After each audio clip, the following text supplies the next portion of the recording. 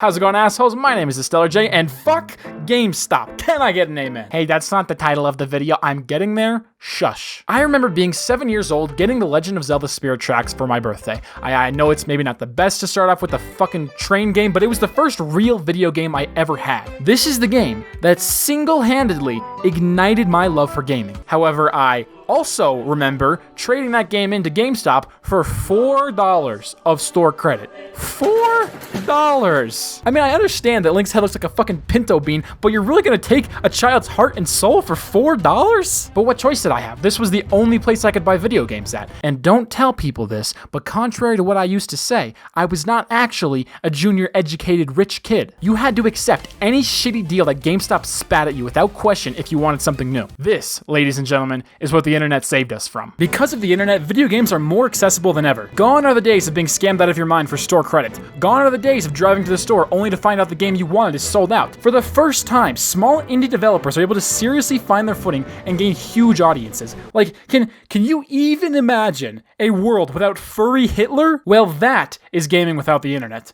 But what are we giving up in exchange for this? What are the side effects of the internet's influence on gaming? Has the internet ruined video games? Incident number 1. Games are shit on launch now. I feel like more and more games these days are being released in a buggy, unfinished, or otherwise disgraceful state. No Man's Sky, The Witcher 3, Star Wars Battlefront 2, Fallout 76, Cyberpunk 2077, Genshin Impact. Calling these games market ready at launch is like calling me an animator because my shitty bird moves around. Even Elden Ring wasn't safe. If you wanted to play this game on day 1, you got to look forward to freezing, flickering lights, and constant crashes.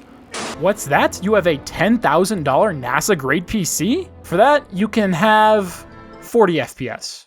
And that's being generous. And then Bandai Namco issues an apology like they're so sorry, as if this hasn't been an issue with almost every single game they've released on PC. When I first bought Sekiro, I could not, for the life of me, get it to run. It would launch, I'd get to the start screen, and then it would freeze until I task managered it. I tried to get that dumbass game to work for 3 hours, and right when I was ready to give up, I found a Reddit post. Apparently, Sekiro will fucking self-destruct if you use a very specific Corsair keyboard model.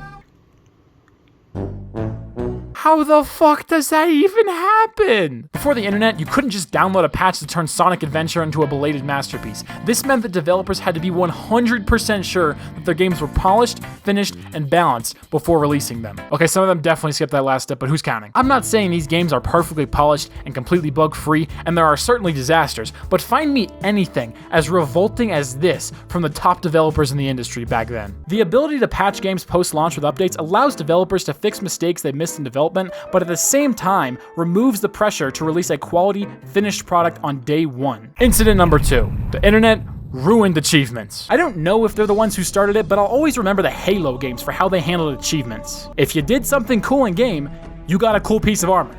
It was fucking awesome. With a single glance at any player, you could instantly tell if they were a baby bitch or a hardened veteran.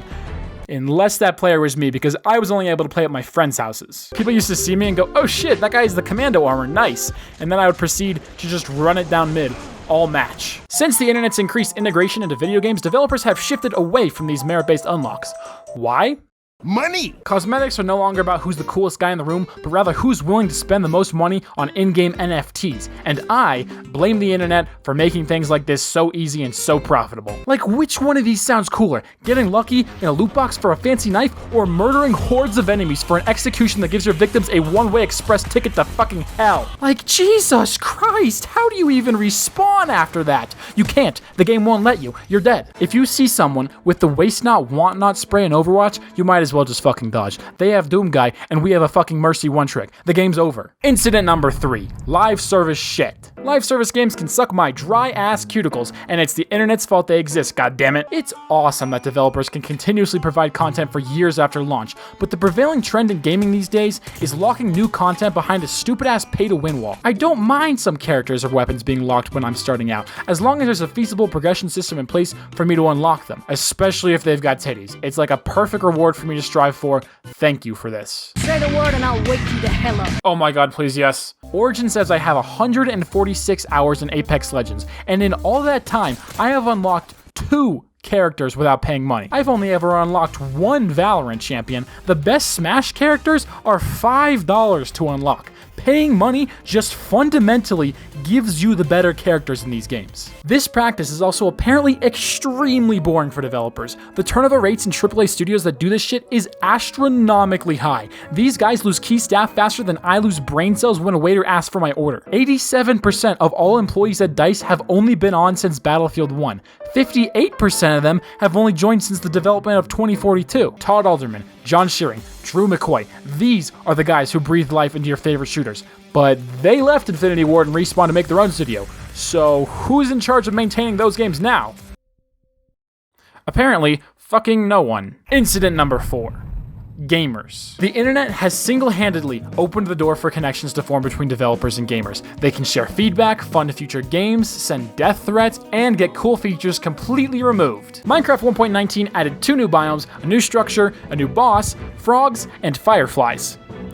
Is what I would like to say, but guess what? Some fucking sunlight-deprived, basement-dwelling, comb-over-having, brainless group of gamers contacted Mojang and told them that eating fireflies would actually poison and kill frogs in real life. So Mojang removed fireflies from the game entirely. Thanks, assholes! Who the fuck gives a shit if the dumbass frogs do something they can't in real life? Last time I checked, they can't fucking eat goats either. Does that piss you off? You gonna write Mojang a letter about that one? You pissed me off. Superhot and Superhot VR are both really good, and you should go play them before I spoil them so hard that their eyes roll back into their heads and they consider paying me money to do it again. Superhot is a series about a sentient computer virus in the form of a shooter game with the mechanic of time only moves when you do. It spreads by getting people addicted, downloading their minds into its algorithm, and then forcing them to share the game with as many friends as possible before disposing of their obsolete hardware. Hey, stop. No, don't take notes on that. That's right. The game forces you to kill yourself after you've been fully assimilated. The gameplay is awesome, and turning that gun on yourself in VR is easily the coolest way I've ever seen anyone end a game. And they fucking removed it. The developers stated that they removed it because of the, quote, sensitive times we're living in, which essentially translates to, we're scared of getting canceled. I looked far and wide for days and nights, and I cannot find a single person who thought this was a good idea. But who can blame the developers? People who complain about this kind of shit are everywhere. Here's a guy in my own comment section trying to say that Doki Doki Literature Club glorifies suicide and that it is a bad game because of it. This is an actual human typing this. Holy shit. This is the kind of shit that discourages developers from trying to say or do anything interesting through the medium of gaming. Has the internet been a net positive or net negative influence on gaming? Tell me your thoughts in the comments below, subscribe if you like MILFs, and dear people who play Souls games, stop leaving these fucking useless ass hints, I hate you!